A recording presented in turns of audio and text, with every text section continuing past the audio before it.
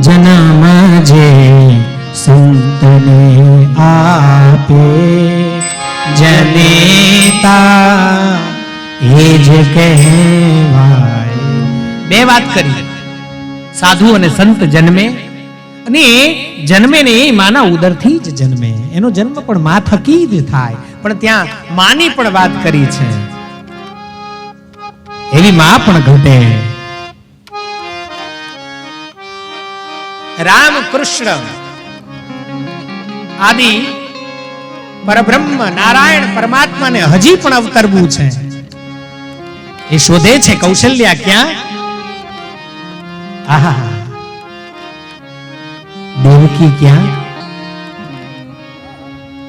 માં જશોદા ક્યાં? ચરિત્રો આપણે ઘણી વાર સાંભળ્યા છે. કેટલી વાર.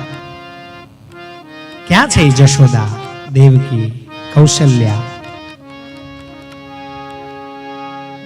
શોધે છે. અને જ્યારે જડે ને ત્યારે કોઈ અથાસો યુગ સંધ્યાયામ રાહ નહીં જોવે. એ આવશે, આવશે અને આવશે. એમાં બે મત નથી.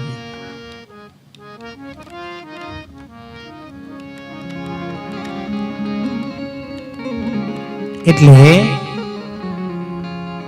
નિત્ય સત્સંગ કરવો, સાધુનો સંગ કરવો, જો जीवन जीववा माटे छे, उसे बेहतर भी बनाना है, व्यवहार जगत में भी अच्छे से खड़े रहना है, व्यापार भी अच्छे से करना है, क्योंकि हम समाज में रहते हैं. અને સમાજ વચ્ચે ક્યારેક શાંતિ ન પણ મળે, બની શકે.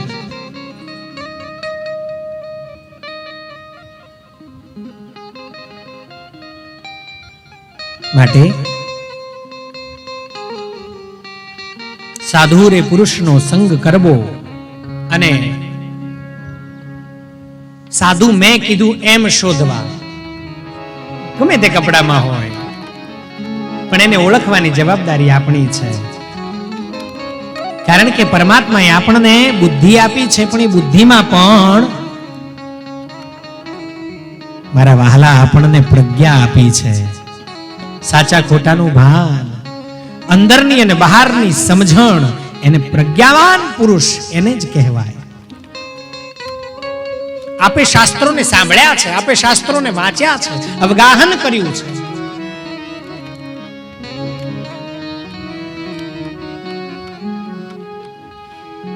અને અહીંયા પણ સૂતજી કહે છે, તાવદ ગર્જંતી તીર્થાની પુરાણાની વ્રતાની ચ યાવન્ન શ્રૂયતે સમ્યક દેવી ભાગવતમ નરૈઃ. બીજા શાસ્ત્રો, બીજા ગ્રંથો, બીજા સંપ્રદાયો એ ત્યાં સુધી જ ગર્જના કરી શકશે જ્યાં સુધી તમે એક વખત દેવી ભાગવત નથી સાંભળ્યું.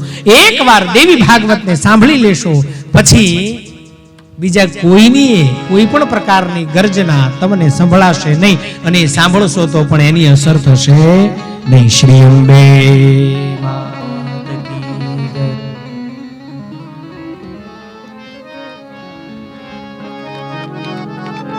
તાવત પાપાટવી નૃણામ.